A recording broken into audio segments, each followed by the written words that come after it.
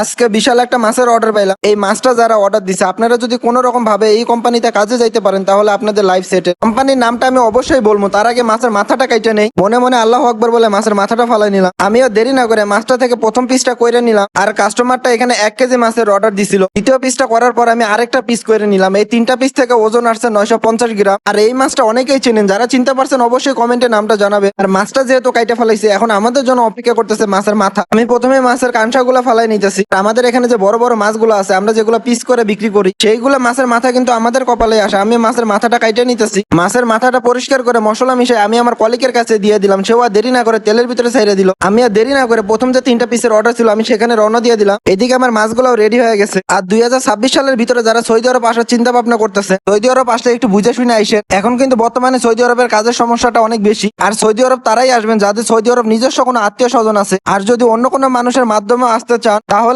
আলমারি আর আরামকো কোম্পানিতে আসতে পারে। এই দুইটা কোম্পানিতে আসতে পারলে আপনাদের কাছে সৌদি আরব একদম শ্বশুর বাড়ির মতো মনে হবে। আর আপনাদের সাথে কথা বলতে বলতে আমার মাছগুলো রেডি হয়ে গেছে। আমি এই মাছগুলোতে মশলা দিয়ে নিতেছি। আর এখন আমি যে অর্ডারটা রেডি করতেছি, আরামকো কোম্পানিতে চাকরি করে সুপারভাইজার হিসেবে সেই ভাইয়ের অর্ডার এটা। আল্লাহর রহমতে আমাদের মাছগুলো রেডি হয়ে গেছে। আর আপনাদের উদ্দেশ্যে একটা কথা আছে, আর আপনারা আগের মতো আমার ভিডিওতে লাইক কমেন্ট করতেছেন না। যদি আমার কোনো কথাতে আপনারা কষ্ট পেয়ে থাকেন তাহলে আপনাদের নিজের ছোট ভাই মনে করে আমাকে ক্ষমা করে দিবেন। আর সবাই সুস্থ থাকবেন, ভালো থাকবেন, পেজটায় মনে করে ফলো দিবেন। আসসালামু আলাইকুম।